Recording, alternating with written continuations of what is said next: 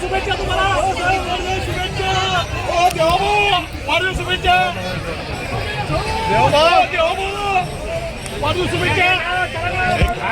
Camera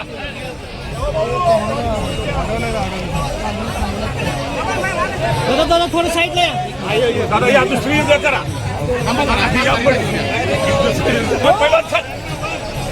नमस्कार वाढू शुभेच्छा कागल कागल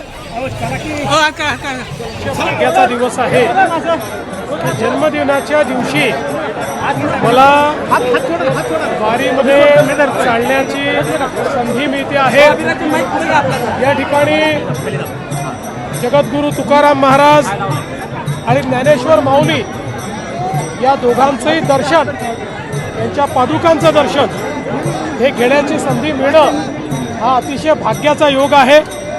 आणि त्याचसोबत हे जे सगळे वारकरी आहेत हे माऊलीचं जिवंत स्वरूप आहे। सगळे वारकरी एकत्रित मिळून माऊलीच्या स्वरूपातच आपल्याला पाहायला मिळतात। त्यामुळे त्यांचं सानिध्य मिळणं ही देखील मला असं वाटतं अत्यंत महत्त्वाची गोष्ट आहे। आणि म्हणून मी आज खूप आनंदी आहे। माऊलीकडे काही मागावं लागत नाही, आपल्या मनातलं त्यांना माहिती आहे। पण दरवेळेस माऊलीला एकच मागणं असतं, चांगला पाऊस पडू दे, शेतकरी सुखी होऊ दे। सर खूप चांगल्या पावसाला सुरुवात झालेली आहे। पंढरपुरात खूप चांगल्या तयारी झालेल्या आहेत। विक्रमी वारी भरण्याची शक्यता आहे। 30 ते 35 लाख वारकरी येतील हे मला आता पालकमंत्री गोरे साहेबांनी आणि जिल्हाधिकाऱ्यांनी पूर्ण माहिती दिली। आणि यावेळेस AI च्या माध्यमातूनही आपण एकूण किती वारकरी याचा अंदाज घेतो। आणि असं लक्षात येतं आहे की विक्रमी अशा प्रकारची वारी आहे। खूप मोठ्या प्रमाणात वारकरी सगळीकडनं इथे आलेले आहेत आणि जुने सगळे रेकॉर्ड संख्येचे यावेळेस तोडण्यात येत आहेत। संख्येच्या रेकॉर्ड बरोबर यावेळेस स्वच्छतेचे रेकॉर्ड देखील तोडलेले आहेत। वाळवंटामध्ये पाऊल ठेवू शकत नव्हतो, त्या ठिकाणी आता वारकरी जेवण करतात। एवढी स्वच्छता वाळवंटामध्ये चंद्रभागा नदीमध्ये आहे।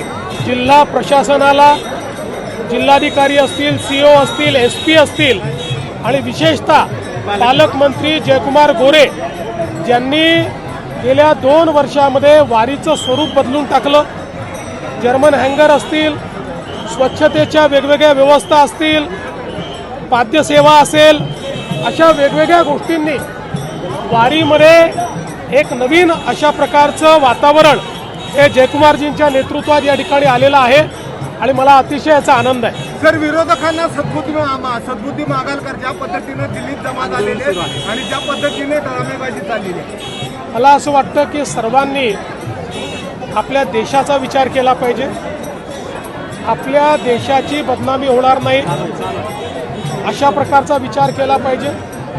आणि विशेषतः मी पहिल्या दिवशीपासून आमचं सगळ्यांचं मत आहे की विद्यार्थ्यांच्या ज्या आशा आकांक्षा अपेक्षा असतील त्या पूर्ण करणं हे सरकारचं कर्तव्य आहे आणि ते आम्ही करू। काही उणिवा राहिल्या असतील तर त्या उणिवा दूर होतील। फक्त त्यांच्या खांद्यावर बंदूक ठेवून काही लोक, विशेषतः काही राजकीय पक्ष ज्या पद्धतीनं कारभार करतायत ते काही योग्य असं माझं मत नाही।